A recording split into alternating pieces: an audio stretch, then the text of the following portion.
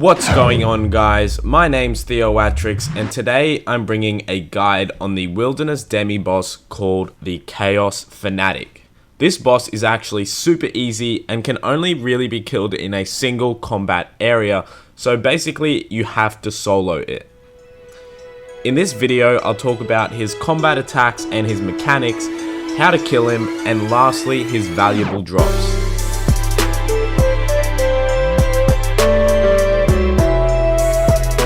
The Chaos Fanatic is located just west of the King Black Dragon lair, and the best way to get there has to be the Burning Amulet, which is one of the new silver jewelry necklaces, which teleports you literally like 20 steps away from his spawn point. It's wise to bring an anti-dragon shield with you when you're killing him so that you can run into the King Black Dragon lair to teleport out, since the lair itself isn't actually in the wilderness. So this is my normal setup. He's actually weak to ranged attacks, so you should almost always use ranged on him.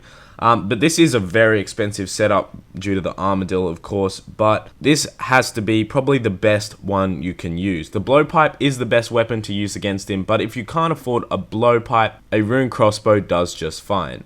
Now, one thing you should do is go to your settings and go to the player attack options and put them on hidden just to make sure you don't accidentally skull on anyone or anything like that, and it will keep you safe. Even if you're wearing the welfare setup, which I'm going to show in a second, you should always do that just to be sure. So in my inventory, I've got a ranging potion, 3 prayer potions, summer pies, which are probably the best pies that you can use, a anti-dragon shield just to make sure that I can get into the King Black Dragon lair without getting one hit, a burning amulet, and a house teleport tablet. So this is the welfare setup. I'm bringing Armadillo D'hide, but you can easily just substitute that with Black D'hide to make it even cheaper. I bring broad bolts, but you can use diamond bolts E. They are pretty expensive, so I'm taking broad bolts for the welfare setup. The rune crossbow is probably the best welfare weapon you can use, and my inventory setup is pretty much the same. You can also use the crystal bow, which is from the Roving Elves quest, but not many people have done that, so I'm just going to stick to the rune crossbow.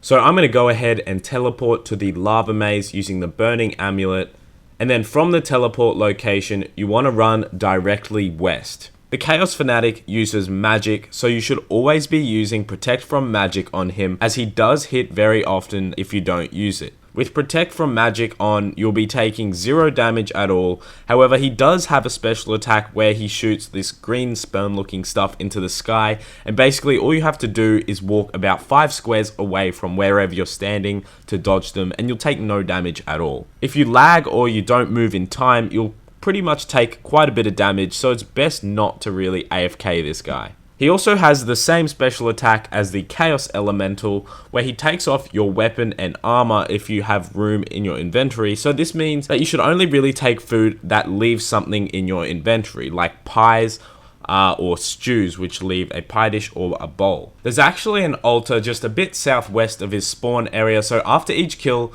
I really recommend just running there and restoring your prayer points instead of having to use your prayer potions, but the prayer potions are there to use if you want to use them, but I mainly keep them for PKing situations where I might need to keep my prayer points up, or sometimes if I run out of prayer points during a kill. So now I'm going to talk about his drops. To be honest, his drops are a little bit of a letdown, but the main reason why people choose to kill him is for the 1 in 1,000 chance of getting the pet Chaos Elemental. Other notable drops are the Odium Shard 1, which is about 140k at the moment, the Malediction Shard 1, which is about 70k, and both of these shards drops are 1 in 256, so they aren't overly rare since you get really fast kills, but they're still kind of rare compared to the other drops. He has a lot of other drops which are worth over 10k, like the 5 noted Battle Staves drop, which is 45k.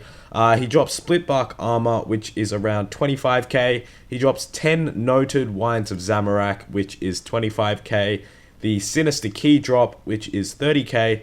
And his other really expensive drop is the Ancient Staff, which is about 100k and drops at a rate of 1 in 128. You can actually be assigned him as a Slayer task from any Slayer Master, but more often than not, the new Wilderness Slayer Master. So if you get him as a task from the Wilderness Slayer Master, he can actually drop the Slayer's Enchantment, which is about 60k, and he also has a good chance of dropping Mysterious Emblems, which go for about 90k. Thank you for watching this video. If you guys learned something today, be sure to leave a like on this video.